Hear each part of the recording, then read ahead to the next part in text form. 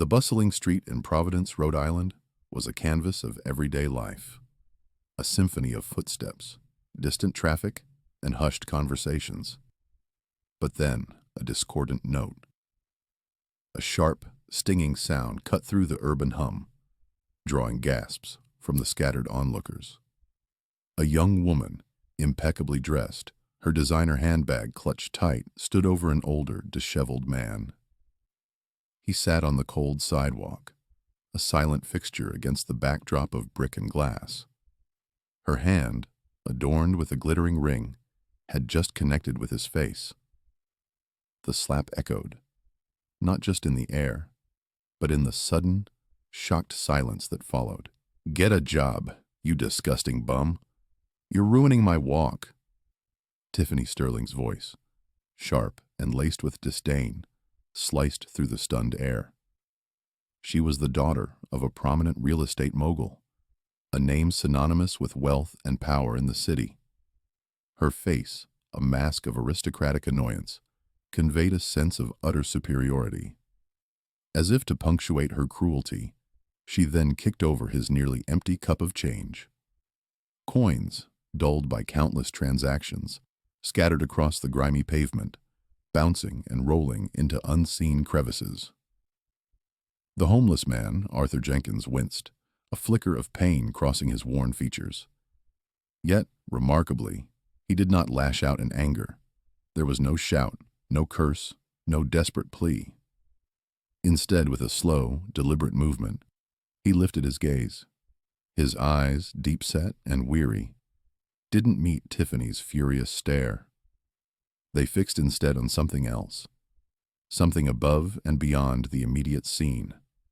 A security camera, mounted high on the facade of a nearby building. For a fleeting moment, a quiet, almost imperceptible nod passed between Arthur and the unblinking eye of the camera.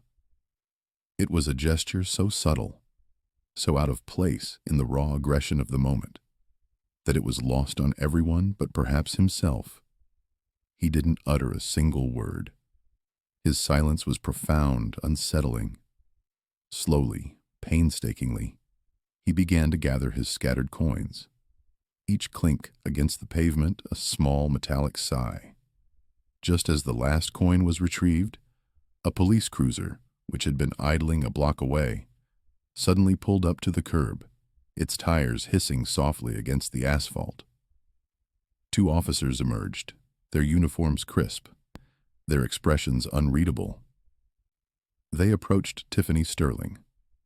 She looked annoyed, a slight frown creasing her brow but not particularly concerned. This was likely just an inconvenience, a brief interruption to her privileged day. Sometimes, the quiet ones have the loudest plans.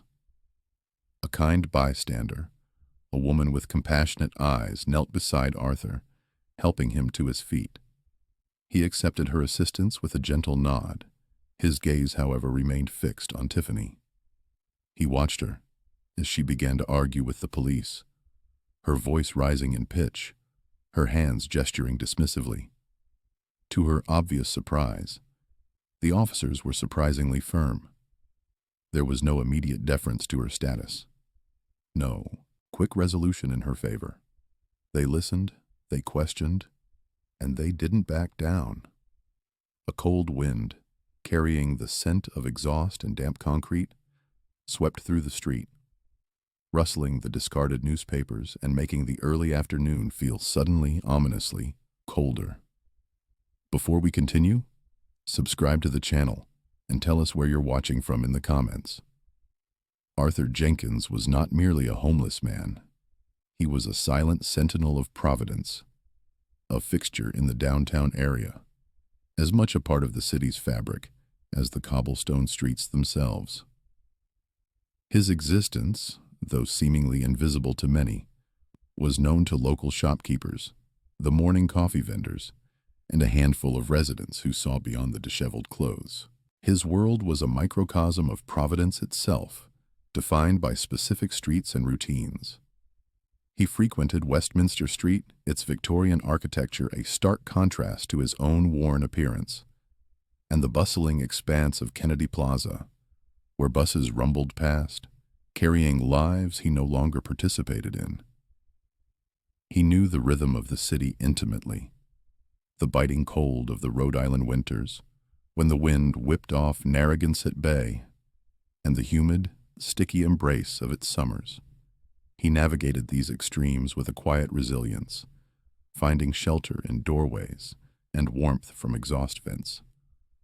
Arthur's routine was a carefully orchestrated ballet of survival and observation. Each morning, he would find his spot, usually near the grand old arcade building, a place where the foot traffic was consistent but not overwhelming. Here, he would sit, his worn cap placed strategically before him, an unspoken invitation for spare change.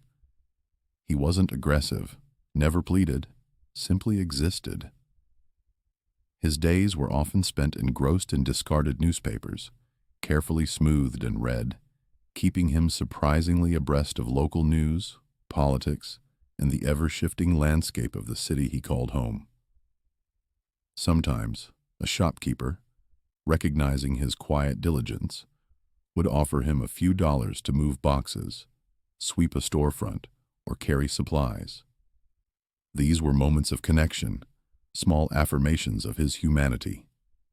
Most people, caught in the rush of their own lives, simply walked past him, seeing only a homeless man. He was part of the background, largely invisible, a shadow against the vibrant backdrop of commerce and daily life. A few, however, offered a kind word, a fleeting smile, or a small contribution to his cup. These gestures, though often small, were the threads that wove a fragile sense of community around him. Yet, despite his circumstances, there were subtle hints that Arthur wasn't always like this. When he did speak, which was rare, his vocabulary was surprisingly articulate, his words carefully chosen, carrying an echo of a more educated past.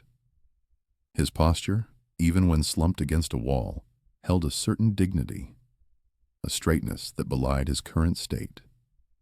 Occasionally, his gaze would drift towards the old courthouse building, its grand facade, a silent monument to justice.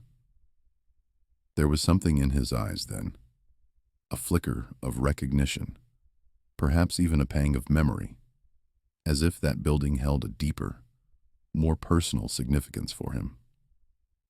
Just blocks from Arthur's world, Tiffany Sterling's presence was a shimmering, almost aggressive contrast.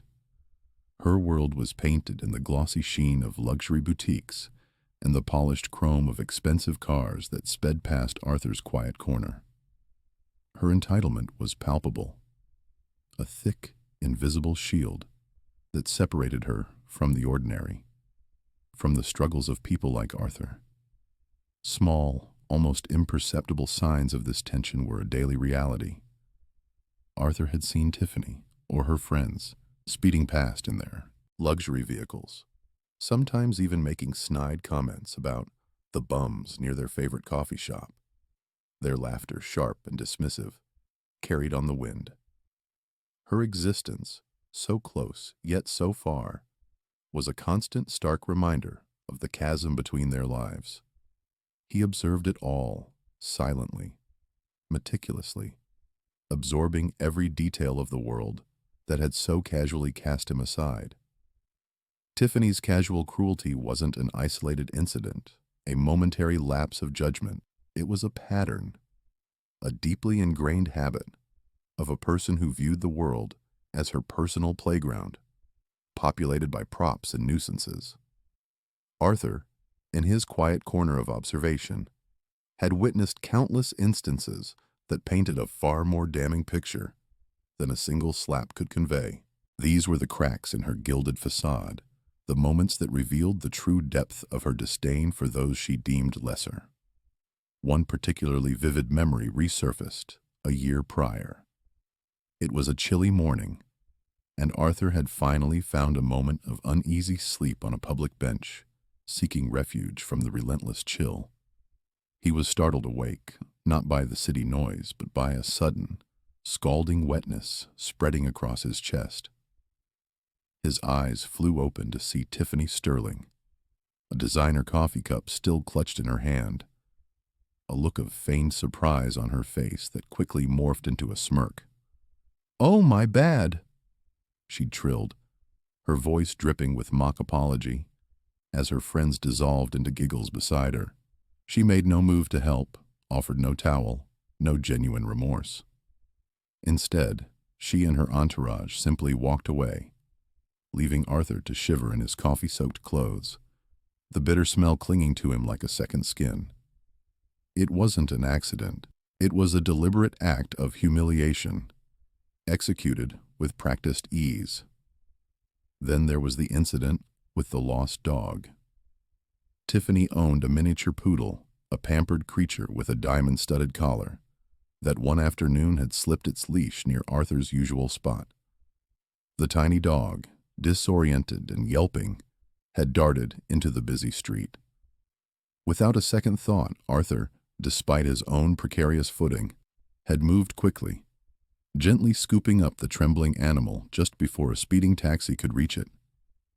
He had carefully carried it back, intending to return it to its frantic owner. But as he approached Tiffany, holding her dog out safely, her face contorted into disgust. She snatched the leash from his hand, recoiling as if he carried a contagion. "You filthy animal!" she'd shrieked, clutching her dog tightly. "Were you trying to steal my dog? Get away from me!" She hadn't offered a word of thanks, only accusations and revulsion, leaving Arthur standing there, the warmth of the dog's fur still lingering on his hands, a bitter taste in his mouth. He also recalled a particular high society charity event, one that had been loudly publicized as benefiting the homeless. Arthur, ever observant, had positioned himself near the venue, watching the limousine arrivals and the parade of wealth. He saw Tiffany Sterling, radiant in an expensive gown, posing for cameras, her arm linked with her father's. He heard her eloquent pronouncements to reporters about giving back to the community, and her passion for helping the less fortunate. Yet later that evening, and as guests departed, Arthur overheard her complaining loudly to a friend, her voice carrying clearly in the crisp night air. "Ugh, the smell in there was just dreadful," she'd whined, fanning herself dramatically. "And honestly, the unwashed masses they invited for the photo op? So tacky, Daddy only agreed for the good PR." Her words were a chilling testament to her hypocrisy, a stark contrast to the benevolent image she projected. Even more troubling were the broken promises, the casual negligence that had real-world consequences. Tiffany's father, Mr. Sterling, a man known for his grand gestures and even grander business deals, had once publicly pledged a substantial donation to a local homeless shelter where Arthur occasionally sought refuge. The news had brought a flicker of hope to the shelter's dwindling resources, promising much-needed renovations and expanded services. But the donation never materialized. The shelter, relying on the expected funds, had been forced to cut back on meals and overnight stays, leaving many, including Arthur, in a worse predicament. Arthur later overheard Tiffany, during one of her public pronouncements, casually dismiss the matter to her friends. "Oh, that shelter thing? Daddy just said that for good PR? He's not actually going to give them money. It's all about optics, darling." The callousness of her admission, the casual disregard for the lives affected, had resonated deeply with Arthur.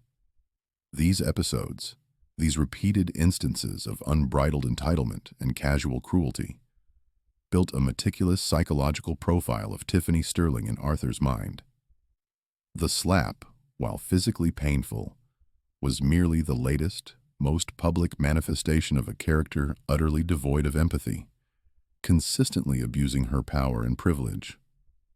Arthur, in his quiet, almost monastic observation, had absorbed every single insult, every dismissal, every act of cold indifference.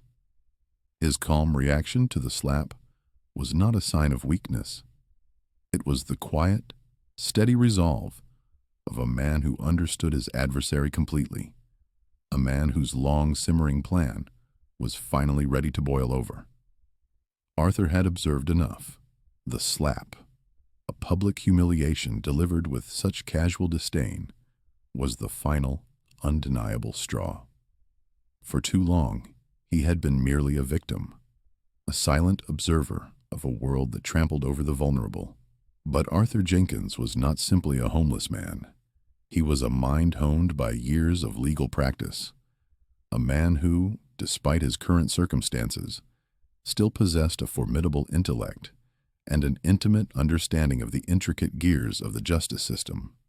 The time for quiet endurance was over. Now, it was time for meticulous planning, for drawing upon the hidden depths of his past, a past that few, if any, in Providence suspected. His planning began in silence, methodical and precise, like the intricate workings of a master clockmaker. He wasn't just a former lawyer, he had been a respected one, disbarred years ago under circumstances that were complex and, to his mind, profoundly unjust. The details of his disbarment had shattered his faith in the system, driving him to the streets, disillusioned and broken.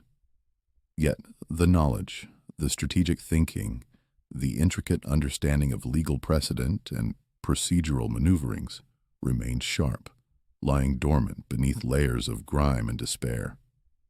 Now they were stirring, awakening to a new purpose. He began to watch Tiffany Sterling with a renewed intensity, not just as a casual observer, but as a strategist.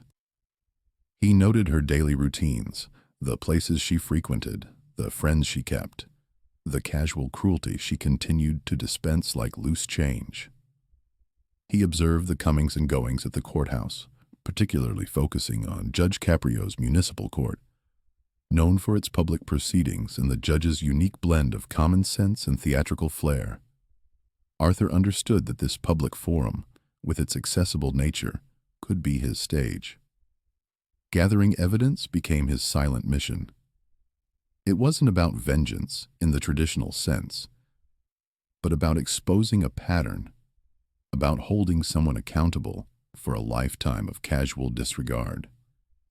He started to subtly tap into his street network, a vibrant, often overlooked community of other homeless individuals and small, independent shopkeepers who had, in their own ways, experienced Tiffany's casual cruelty. He listened to their stories, piecing together a mosaic of her past misdeeds.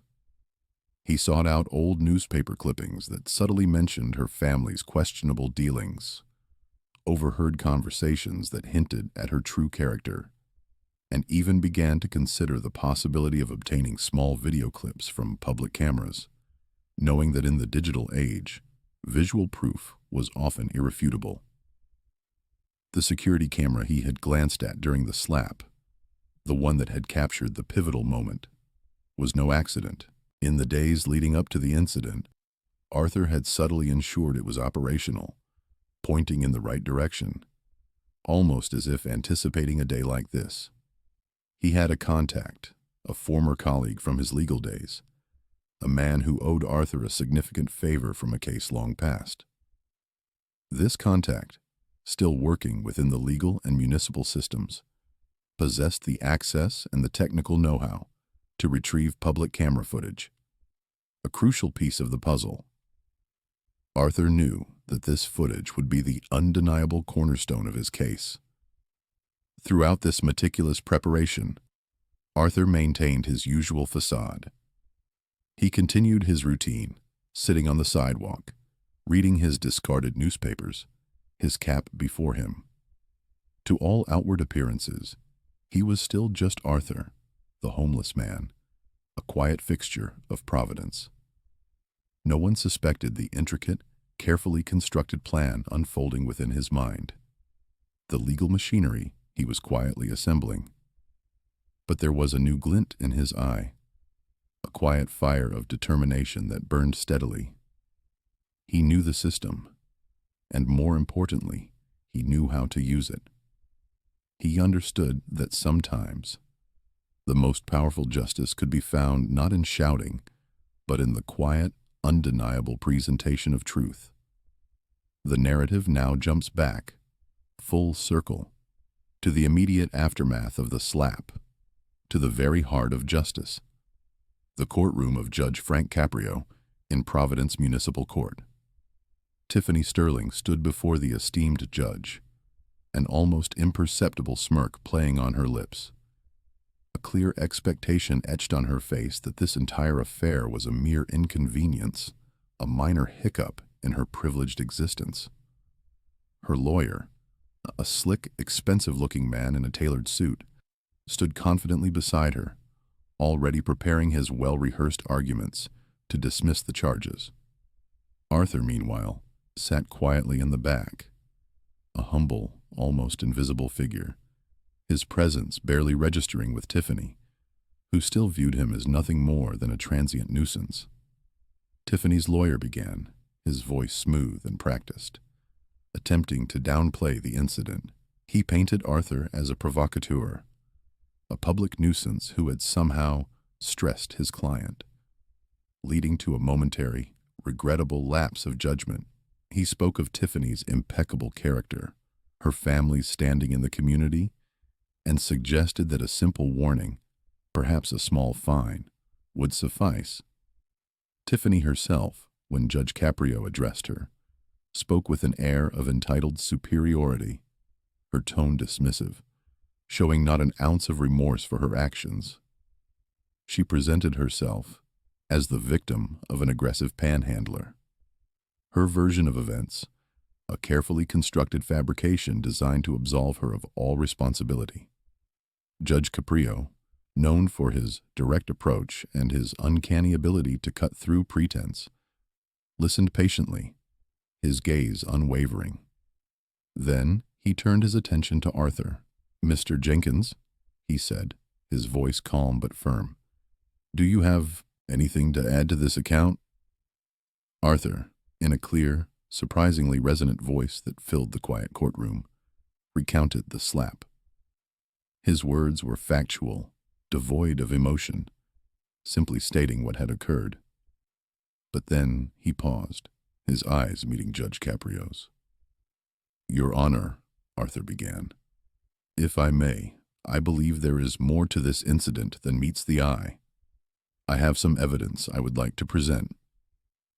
A ripple of surprise went through the courtroom. Tiffany's lawyer immediately objected, citing procedural irregularities, but Judge Caprio, intrigued by Arthur's composure, waved him off. "Mr. Jenkins, you may proceed." And so, Arthur's meticulously crafted plan began to unfold. His contact, the former colleague, stepped forward with a USB drive. The courtroom screen flickered to life, displaying crystal-clear security camera footage. It was the slap, undeniable, unedited, showing Tiffany Sterling's hand connecting with Arthur's face with brutal clarity. The gasps from the spectators were audible. Tiffany's confident demeanor crumbled, her face paling, as she watched her actions replayed for all to see. There was no room for denial, no way to diminish the cold, deliberate act. But Arthur wasn't finished. He then called a series of unexpected witnesses. First, a small, unassuming shopkeeper from Westminster Street, who testified to Tiffany's frequent rude and condescending behavior towards him and other local merchants. Then, another homeless individual, a woman named Maria, who spoke of Tiffany's verbal abuse, her cruel taunts and dismissive gestures. Even the owner of the small poodle, the dog Arthur had rescued, stepped forward, recounting Tiffany's bizarre accusation of theft and her utter lack of gratitude. Each testimony painted a consistent, damning portrait of a young woman who habitually treated others, particularly those less fortunate, with contempt and disdain. It was during his own testimony, As Arthur methodically presented his evidence and articulated his points with surprising legal precision, that Judge Caprio, sensing the depth of his understanding, gently probed his background. "Mr. Jenkins," the judge inquired, "your command of legal procedure is quite remarkable. Have you had prior experience with the law?" Arthur, without a hint of pride or shame, revealed his past. "Your Honor," he stated, his voice steady, "I was once a lawyer.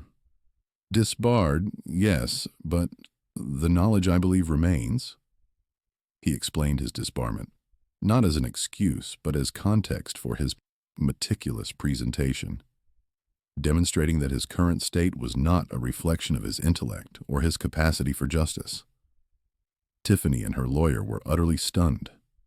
Her confident facade had completely shattered, replaced by a mixture of shock and dawning horror. The weight of her past actions, meticulously documented and presented by the man she had so casually dismissed, came crashing down upon her. She tried to interrupt, to protest, but Judge Caprio, his face stern, silenced her with a sharp rap of his gavel. Judge Caprio, visibly moved and angered by the systematic abuse of privilege that Arthur had so eloquently exposed, leaned forward. He delivered a stern, impassioned lecture to Tiffany Sterling, not just for the slap, but for the entire pattern of behavior that Arthur had so bravely brought to light. He didn't just fine her. He ordered a significant amount of community service to be performed at local homeless shelters, and insisted on a public apology to Arthur and to the community.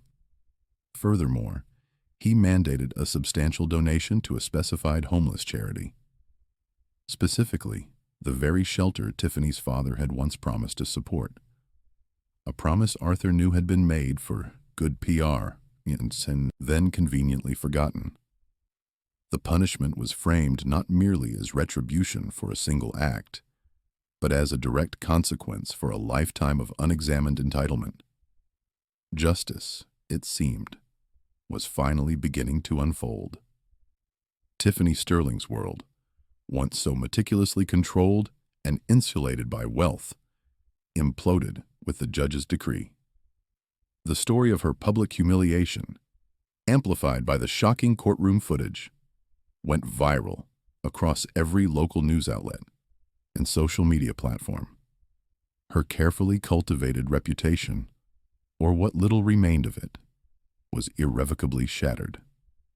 Her father, the formidable Mr. Sterling, a man whose primary concern had always been appearances and business deals, was left with no choice but to force his daughter to comply with Judge Caprio's orders, to save face, to salvage any shred of their family's standing in the community.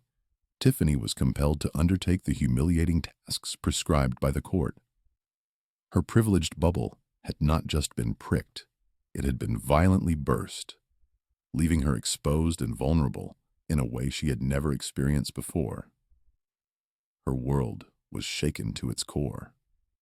For Arthur, the outcome was not merely a victory, it was a profound vindication.